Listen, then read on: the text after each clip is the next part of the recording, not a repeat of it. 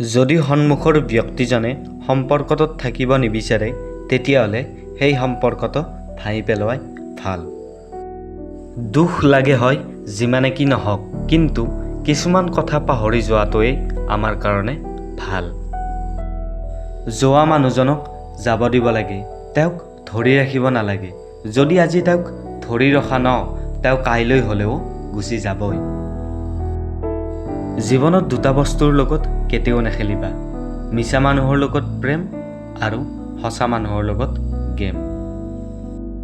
প্ৰত্যেক মানুহৰে জীৱনত দুটা কাহিনী থাকে, যিটো সকলোৰে আগত কয় আৰু যিটো সকলোৰে পৰা লুকায়। এটা কথা মনত ৰাখিবা যে কেৱল আপোনাৰ দুখ আপোনাতকৈ বেছি কোনেও অনুভৱ কৰিব নোৱাৰে। জীৱনত ভাল পোৱাটো ভুল নহয়, কিন্তু ভাল পোৱাৰ লগত নিজৰ সপোনবোৰক ত্যাগ কৰা, নিজৰ মানুহবোৰক ত্যাগ কৰা, এইবোৰক ভাল পোৱা বুলি নকয়, পাগলামি বুলি কয়।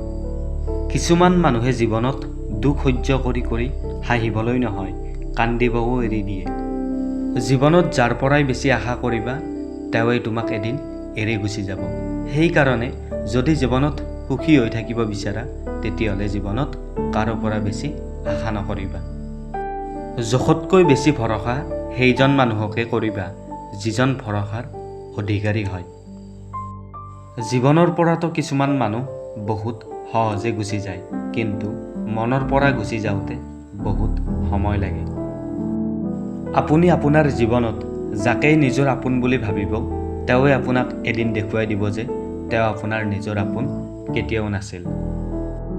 আজিকালিৰ সম্পৰ্কবোৰ এনেকুৱা হৈ যাব ধৰিছে যে যেতিয়া কাৰোবাৰ জীৱনত যদি এজন নতুন মানুহ আহে, তেতিয়া পুৰণা মানুহজনক লাহে লাহে পাহৰিব ধৰে। যিজনে সম্পৰ্কৰ মূল্য বুজি পায়, তেওঁ সৰু সৰু কথাত লাগি নাথাকে, আৰু যিজনে সম্পৰ্কৰ মূল্য বুজি নাপায়, তেওঁ সৰু কথা এটাতে সম্পৰ্কটো ভাঙি পেলায়। আনেতো আমাক এটা ভুল কৰিলেই এৰি গুচি যায়, কিন্তু মা দেউতাই একমাত্ৰ যি আমাৰ হাজাৰটা ভুল কৰাৰ পিছতো আমাক আঁকোৱালি লয়। স্বাৰ্থপৰ মানুহৰ এটাই লক্ষণ, যিমান আপুনি তেওঁক সন্মান দিব, তেওঁ আপোনাক সিমানেই দুখ দিব। জীৱনত অকলে থকাটোৱেও আপোনাক এইটো শিকায় যে আপোনাৰ বাহিৰে আপোনাৰ নিজৰ আপোন কোনো নাই। তেওঁক এৰি দিয়াটোৱেই ভাল, যিজনে আপোনাৰ মূল্য বুজি নাপায়। হৃদয় আৰু ভৰসা ভাঙি যোৱাৰ পিছতহে জীৱনৰ আৰু মানুহৰ আচল ৰং দেখা যায়।